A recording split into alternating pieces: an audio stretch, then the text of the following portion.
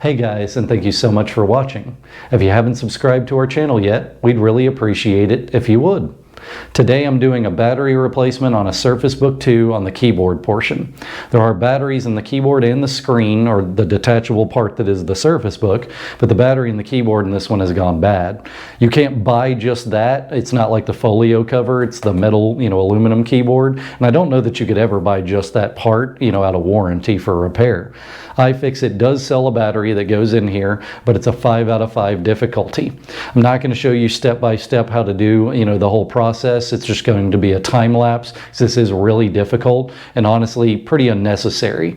I hate that, all these newer electronics are made to be disposable and not repairable, but I think that's how they get them, so thin and sleek looking.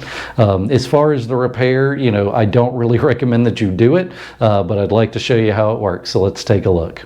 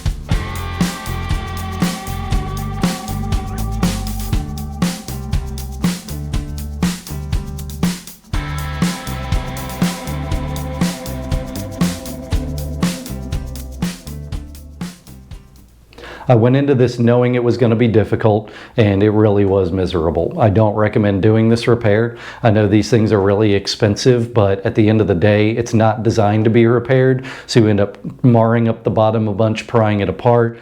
The aluminum bends, so you have to bend it back.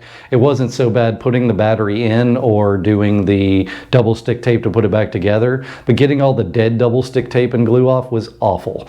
I don't intend to do any of these in the future, but if you have any questions, put it in the comments below. Please like, share, and subscribe. And if there's anything you want to add I didn't include, put that in the comments as well. I'm always glad to learn something new. Thanks.